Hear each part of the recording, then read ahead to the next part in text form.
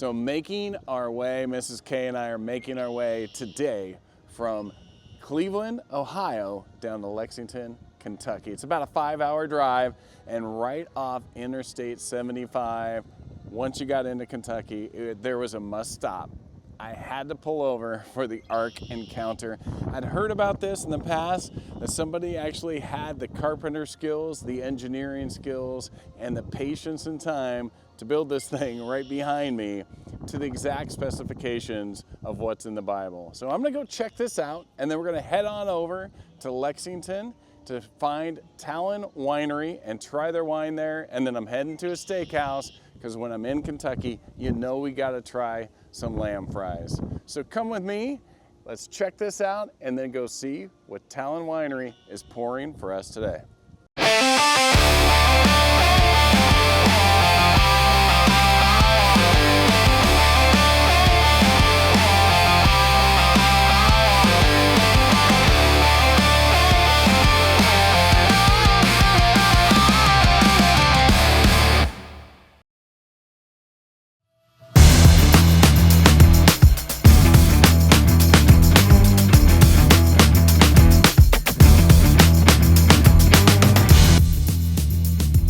The heart of Kentucky has always been known for its unique spirit and beautiful landscapes, but there's one site standing tall off Interstate 75 in Williamstown that challenges everything you thought you knew about history and engineering.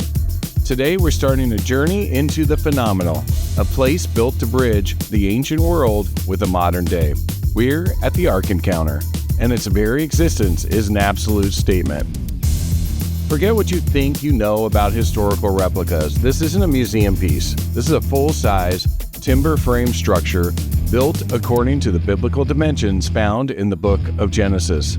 Think about that for a moment. 510 feet long, 85 feet wide, and 51 feet high. It's the largest freestanding timber structure in the entire world. This colossal vessel, the work of the ministry Answers in Genesis, was conceived from a single compelling question: was it possible? Was it plausible for Noah to build and sustain a vessel of this magnitude? The very structure you see is their answer, a powerful physical assertion of biblical accuracy. Stepping inside is like walking through a portal. Over 3 massive decks, the Ark is filled with world-class exhibits that go beyond a simple story. They present a complete worldview. You'll find meticulously detailed displays illustrating the potential life aboard the Ark. From the innovative ways they manage the massive task of feeding and watering the animals, to the logistics of sustaining life over a year on the water. But this is more than just a historical demonstration. The exhibits here dive deep into flood geology and the subsequent ice age, offering a scientific interpretation of Earth's past that aligns with the biblical timeline. It's a profound experience designed to challenge perspectives and spark deep, serious conversations about faith, science, and history. It's a lot to process, both historically and structurally. Now, let's lighten the mood. Time to move from the colossal Ark to a glass of something subtle and sophisticated. Let's go wine tasting.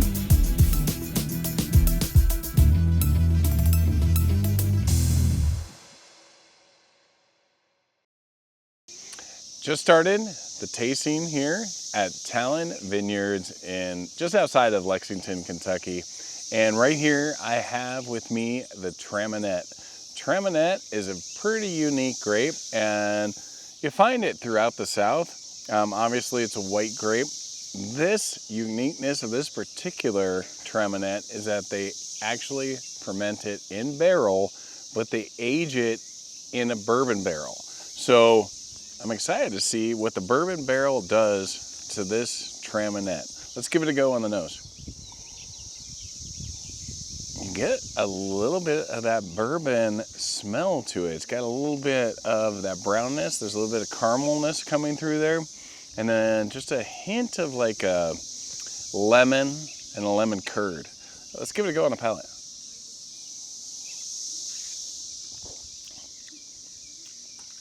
That bourbon comes through. I can definitely taste the bourbon barrel, but it's not too overpowering. It's actually still crisp and clean with just a finish there of bourbon. It's almost like you drank a glass of unoaked Chardonnay and then suddenly, tossed a little bit of bourbon in behind it. So pretty unique wine. If you get here, I suggest you give it a try because you're probably not going to see this anywhere else but right here at Talon.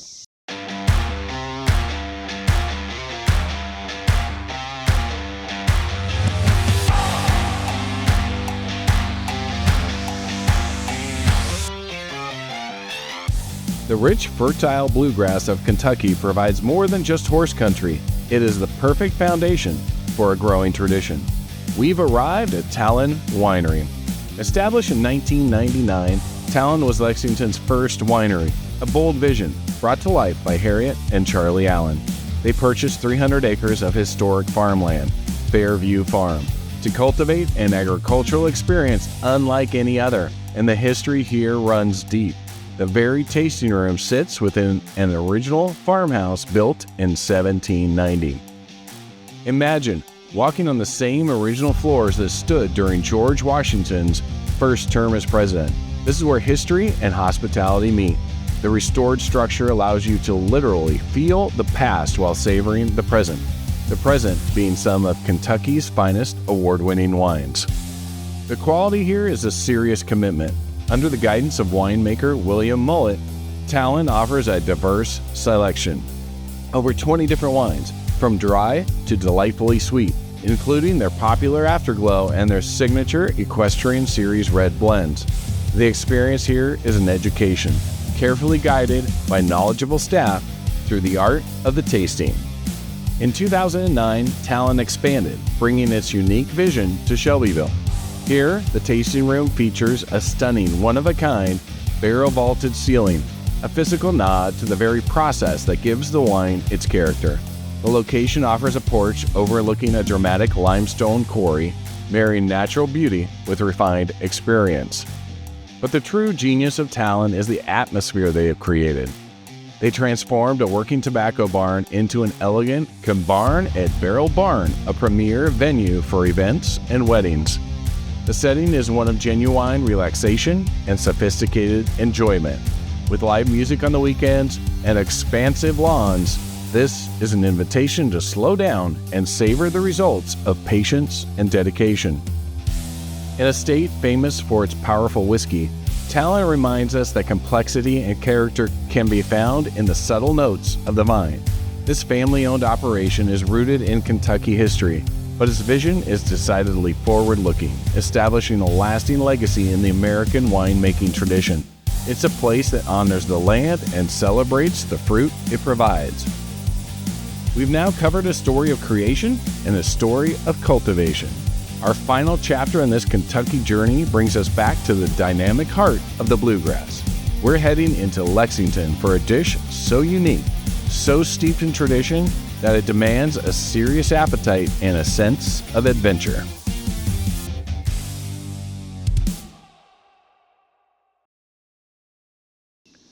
Walk through the tasting room. They call it the Homestead House. Pretty killer. They tell me it was built in the late 1700s. So basically it's been around since George Washington was president. That's pretty cool. Walked through there, got a glass of wine, let you just walk around the property here. So I end up over here at Monarch Pavilion, and I've got with me a glass of the Chambourcin. If you watch any of my other episodes, you know the Chambourcin is actually pretty prevalent in kind of the northeast. This is a little bit south for what I would expect to see a Chambourcin, so I'm excited to try this and see how it does in Kentucky. Also, I think they've cracked some kind of code here where instead of buying brand new barrels, they just use Kentucky bourbon barrels. Probably pretty smart. You probably get a little bit of a discount on those. And so they aged this Chambourcin in a Kentucky bourbon barrel. Never had Chambourcin in a bourbon barrel before. So I am totally excited to give this a try. Let's give it a go on the nose. Now I heard them describe this as spicy, and I would definitely say that's spicy. It definitely has like a peppery smell to it. A little bit of mocha definitely red fruit there, and then that bourbon barrel, you know, it's its own unique thing, and you could definitely smell that coming through in this aroma here. Let's give it a go on the palate.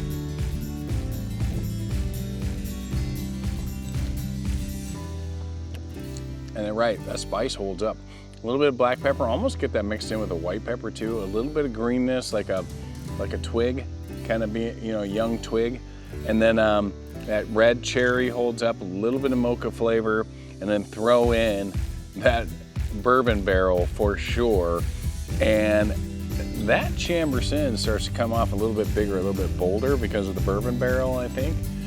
Or maybe it's just the Kentucky version of Chambourcin, but this is a little bit more leaning Cabernet than I'm used to. I'm used to a little bit more lighter.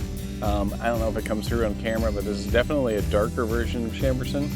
So I'm guessing a lot of that aged oak from the bourbon barrels is coming through on this.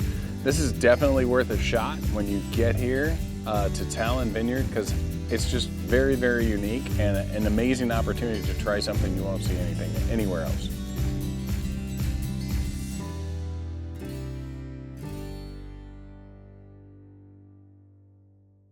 Just finished the wine tasting here at the Homestead House at Talon Vineyards, just outside of Lexington, Kentucky.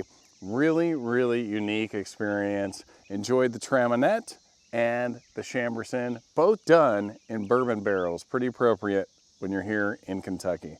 Now I got one more thing I've got to do, and that's I gotta go try lamb fries. So I've got a steakhouse in mind. Let's head into Lexington and see what these lamb fries are all about.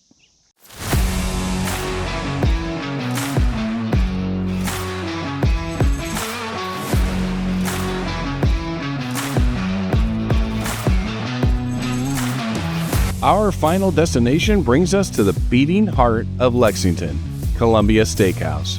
Opened in 1948, this is a Lexington institution, the oldest in central Kentucky. Stepping inside is like entering a time capsule, a warm, dimly lit space where legends of the bluegrass region were forged. Columbia is celebrated for its classic menu, the famous Nighthawk Special, rich steaks, and that essential, comforting atmosphere. It's where generations have gathered for a taste of the past. But while most come for the familiar, we are here for a dish that demands courage and honors a fading piece of regional history. We are here for the lamb fries. This is a true Kentucky delicacy, a dish with deep roots in ranching culture, born from a necessity to use every part of the animal. It's a polarizing plate, a staple of the bluegrass that is now a specialty for only the most adventurous of eaters, served by just a handful of dedicated institutions like Columbia. These are, by tradition, lamb testicles, carefully prepared, soaked, sliced, and then breaded and deep fried to a golden crisp. Described by some as having a mild flavor akin to clam strips or chicken, their identity lies in the texture and the legacy. It's a defiant holdover from a resourceful past that many have forgotten. This is a chance to engage with a disappearing culinary history. To order the lamb fries is to participate in a serious tradition, to taste the boldness and resourcefulness of the early settlers. It's challenging, it's controversial, but it's definitively Kentucky. From the colossal Ark to the sophisticated vine, our Kentucky journey ends here at the heart of the bluegrass with a truly unforgettable taste of the past. It was a trip of history, heritage, and high adventure.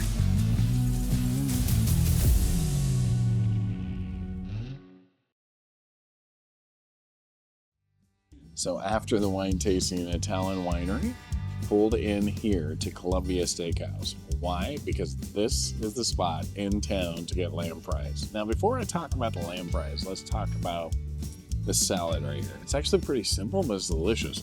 It's called their Diego salad. It's their most popular salad. It comes with chopped up celery, chopped up radishes, chopped up tomatoes, and chopped up, obviously, iceberg lettuce. They throw that in with a red wine vinaigrette. It's extraordinarily simple, but really, really good. And so, gotta tell you, I just want to throw that in there. Anyway, back to the lamb fries. The lamb fries is served with this little gravy here. which is pretty good. But I've learned over the years, one thing I really, really enjoy, Mrs. K likes as well, is that any offal, looking at offal, actually does really good in a cocktail sauce, for sure. So I'm going to dive in with one of these, and I'm going to tell you, they're pretty freaking good. All right, so now I got to confess, what the heck is lamb fry? Well, it's the Rocky Mountain oyster of the lamb. That's right, it's a testicle of the lamb. Anyway, turned out pretty good. They're cooked really well here. I actually think they're pretty good, and they pair perfectly with the Pinot Noir here on the list. But if I had to pair it with one of the wines from Talon, for sure, without a doubt, it's going to be the Chambourcin that is aged in the bourbon barrels. Go perfectly with this. A little bit of smokiness flavor with this would be perfect. So anyway, I finally got to try the lamb fries here in Lexington, Kentucky. Had a wonderful trip. I'm going to say so long for now, and I hope I get to see you somewhere on the wine trail.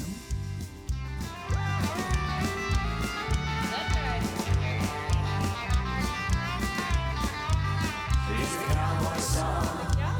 It's a cowboy song.